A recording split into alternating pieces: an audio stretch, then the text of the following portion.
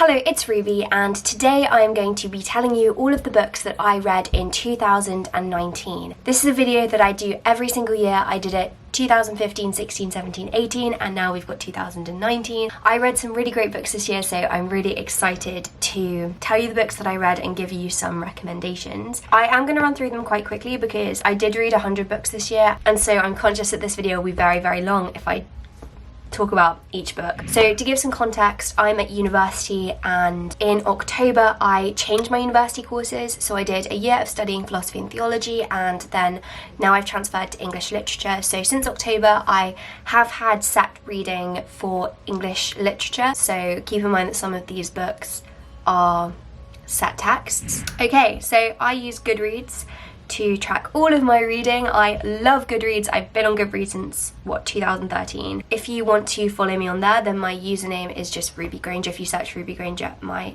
account should come up. And I do read a mix. I've got some classics in here, I've got some non-fiction, I've got some contemporary, some YA fiction, middle grade, so keep that in mind. So I started the year by reading Election by Tom Perrotta, which was fantastic. So funny. It's set in a high school, but it is like slightly more adult. Next I read The Red Ribbon by Lucy Adlington. This Is Going to Hurt by Adam Kay, which is hilarious. The Bear by Claire Cameron.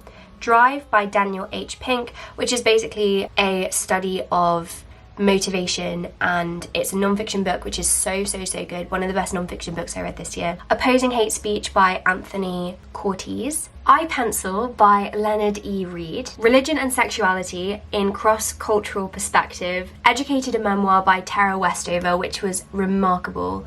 One of the best books I read this year. Elders by Ryan McIlvaine. It's narrated by a Mormon missionary. The Sociology of Religion by Grace Davey. The Cost of Discipleship by Dietrich Bonhoeffer, which have been on my TBR for such a long time. I'm so happy to have finally read it. The Guernsey Literary and Potato Peel Pie Society by Mary Ann Schaefer and Annie Barrows. Next I read this. This was a paper, I don't know, it was on Goodreads, so I added it. Bullying Around Racism, Religion and Culture. It was this 134-page documentation and study, and I did read that cover to cover. Sapiens by Yuval Noah Harari, A Brief History of Humankind. That is brilliant. The Motivation Myth by Jeff Hayden. My Absolute Darling by Gabriel Talent. The Paper and Heart Society by Lucy Powery. That's Lucy the Reader on YouTube and Instagram if you follow her. If you don't, I would recommend it. She makes a lot of content for people who really like reading classics. Lucy sent me a preview copy and I wrote a review for the book on Goodreads, and it ended up being featured on the inside cover as like a quotation from somebody about the book, and literally I felt so honoured. So proud of Lucy though. That is a really great book. An Absolutely Remarkable Thing by Hank Green. The London Eye Mystery, which is middle grade, but it had been on my TBR for such a long time, so I did decide to finally read it. Flowers in Bone Cages by Sophie Glynn. Lincoln in the Bardo by George Saunders. Gather the Daughters by Jenny Melamed. The Midnight Watch by David Dyer. Everything I Never Told You by Celeste Ng. If you haven't read this book, you have to read it. A Danger to Herself and Others by Alyssa Schimmel. The Children Act by Ian McEwan. Mice by Gordon Rees. Amusing Ourselves to Death by Neil Postman, probably one of the best non-fiction books I've ever read. Basically, it examines how our culture and discourse has shifted and changed as visual culture television has become much more prominent, and basically how this affects every single area of our life without realising it. It's so fascinating. The Gospel According to The Simpsons by Mark L. Pinsky. Interpreting the Bible and the Constitution. I saw this in the library and I didn't know how I could go without reading it. Inside by Alex Olin, which I've got to say I don't even remember reading, so I don't know how good I thought that was. Now I remember. It was quite good. It's basically about a therapist and like the boundaries of professionalism within therapy, because she happens across this man on a ski trail who attempted suicide, and then she feels this emotional responsibility, but because she's a therapist she's not sure where her professional boundaries lie. She kind of jumps between times, like with earlier clients, etc., and so drawing the parallels. It's very good. The Church and the Charter, Christianity and the Forgotten Roots of the Magna Carta by Thomas Andrew. The Woman in Black by Susan Hill. Lullaby by Leila Slimani. Elsewhere by Gabrielle Zevin. On Chesil Beach by Ian McEwan. History of the Rain by Niall Williams. Salt to the Sea by Ruta Septice. A Good Girl's Guide to Murder by Holly Jackson, best YA book I have ever read. Vote for Effie by Laura Wood. Breakfast at Tiffany's by Truman Capote. The English Patient by Michael Ondaatje. I can never say his name. Born to Dance by Jordan Matter. Don't really know if that counts because it's actually a collection of photographs, but it's got text as well, so I did count it, and I did read it cover to cover. Foxlow by Eleanor Wasserberg. Alone, Orphaned on the Ocean. It's the true story of this girl who, after the shipwreck, she was floating on this little dinghy in the ocean for 11 days. It's very short, it's only it's under 100 pages. Word Nerd by Susan Nielsen. Again, one that I wanted to read for a very long time, and I thought, no greater time than the present. It's easy to shy away from middle grade books, but some of them are really good. Matilda by Roald Dahl, I had to reread it this year. A Harem Scarum Schoolgirl by Angela Brazel. Nothing Tastes as Good by Claire Hennessy. The Melancholy Death of Oyster Boy and Other Stories by Tim Burton, a fantastic book of poetry. There Are Girls Like Lions by Cole Swenson. Oh no, the foreword is by Cole Swenson, but it's a collection of poetry. Fat Chance by Leslie Newman. I didn't think that book was fantastic. Dear Evan Hansen, the novel, which is basically written by the producers of the show. One of Us is Lying by Karen M. McCannis. The Rules of Seeing by Joe Heap. To Kill a Mockingbird by Harper Lee, which I decided to reread this year. From Bad to Cursed by Katie Allender. This is the second book in the Bad Girls Don't Die series, which is one of my favourite book series, but I never read the second one because I didn't want to finish the series.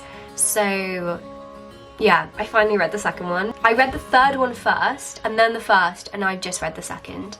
But fantastic series, I really like it. Catalyst by Laurie House Anderson. This was probably the best book I read this year. I thought it was remarkable. The Maze Runner by James Dashner. An Abundance of Catherines by John Green. Winter Girls by Laurie House Anderson. I really love Laurie House Anderson. I need to read more of her work. The Communist Manifesto by Karl Marx and Frederick Engels. The Epic of Gilgamesh by Anonymous. I also read the Book of Genesis quite a few times because we studied that in English. Hills Like White Elephants by Ernest Hemingway. The Odyssey by Homer, but I read the translation by Emily Wilson. Beowulf by Seamus Heaney. A Little Princess by Frances Hodgson Burnett. A History of Western Philosophy by Bertrand Russell. This is my second time reading this book, but it didn't disappoint. It's such an interesting and complete overview of so many of the key concepts in Western philosophy. I would really recommend it just for awareness of the depth and the richness of philosophy. The Handmaid's Tale by Margaret Atwood. The Lays of Marie de France. Harry Potter and the Deathly Hallows. Sir Gawain and the Green Knight. The Institute by Stephen King. Berenice by Edgar Allan Poe. Multiple Choice by Janet Tashjian. That was great. I really liked Multiple Choice. The Hero and Leander by Christopher Marlowe. Believerexic by J.J. Johnson. The Power by Naomi Alderman. Reasons to be Happy by Katrina Kittle. Mixed feelings about this book. I liked elements of it. The girl keeps this list of reasons to be happy, at least she used to, and since reading this book I've started doing that too, and it's actually such a really mindful, good way to be grateful and reflect on gratitude. Paradise Lost by John Milton. And The Ocean Was Our Sky by Patrick Ness. Kissing Doorknobs by Terry Spencer Hesse. Orinoku. And then to go along with that, I decided to read The Myth of the Noble Savage by Ter Ellingson, and I wasn't planning on reading this cover to cover, but it was really interesting and really good, so I decided to. I reread The Winter's Tale by William Shakespeare. Shakespeare's Schoolroom by Lynn Enterline. This was so interesting. It was how Shakespeare's grammar school education would have influenced different elements of his storytelling. Frankenstein by Mary Shelley. Trolls, An Unnatural History by John Lindo. Fathers and Sons in Shakespeare by Fred Tromley. Tinder by Sally Gardner. A Christmas Carol by Charles Dickens. 'Twas the Night Shift Before Christmas by Adam Kay. Fantastic book. Are You Watching by Vincent Ralph. Bertie's Christmas Eve by Saki. Kew Gardens by Virginia Woolf. And the final book I read was The Nutcracker by E.T.A. Hoffman. How gorgeous is this? So there we go, they are the 100 books that I read this year. I did read a few of these books twice, but I didn't factor that in when I just told you. Okay, usually I only give 5 top recommendations, but I'm gonna have to give 11 because I can't narrow them down. So number 1, The Institute by Stephen King, which is quite a long book, but it didn't take me very long to read at all because it's just so gripping. I've never, as I said, I've only read Carrie by Stephen King, but that was years and years ago. I picked this up because just the premise seemed very interesting. Children with telekinesis or telepathy skills are taken away to this institute where their powers are harnessed. This Is Going to Hurt by Adam Kay, just because it was hilarious. It's basically stories of a junior doctor over 5 years, and it's so funny.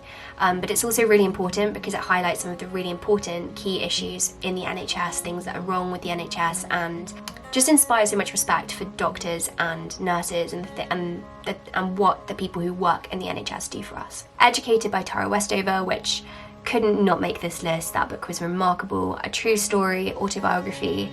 Westover had a very difficult childhood, but how she used education, harnessing education, she was able to overcome that, and wow. The Children Act by Ian McEwan, which I loved. I do love Ian McEwan, he's one of my favourite writers. So there is a boy who is a Jehovah's Witness, and he's under 18. Within this denomination of Christianity, blood transfusions are thought to be sinful, and so his parents say that they don't want him to have the blood transfusion, and the child too also says, you know, I don't want to have the blood transfusion because of my faith. It's basically following the court case of this, because the doctors want him to have the blood transfusion because he's under 18, so under the Children Act they need to do what's best for him, and it raises some really important moral questions and also social legal questions about like what it means to be a child, which is something I'm very interested in as a construct. A Danger to Herself and Others, which was a YA book, but really clever. It's this girl who finds herself in this teen mental institution, and she doesn't know why she's there. Catalyst, which as I already said was one of the best books I read. It captures pressure in school very well. Amusing Ourselves to Death by Neil Postman, again I already mentioned this. A Good Girl's Guide to Murder. This girl embarks to do her EPQ project on this murder which happened near her house, and she basically is convinced that the person accused wasn't the person who actually committed the murder. So it's a thriller, but I also love how the character is just so independent, doesn't stray from her morals. She's very intelligent, very motivated, and just such an inspiring character.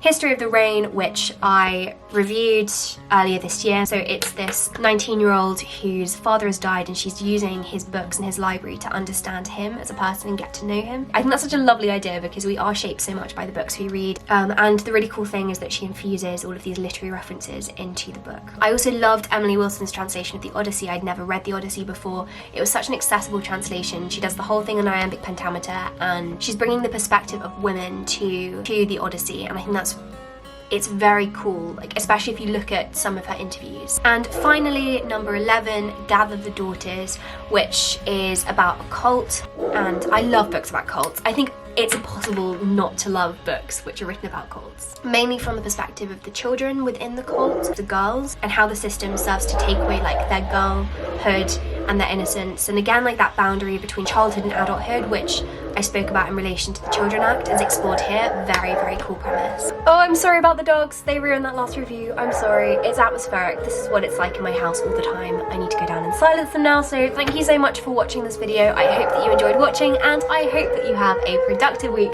with lots and lots of reading. Thank you for watching, and yeah, I will see you in my next video. Bye.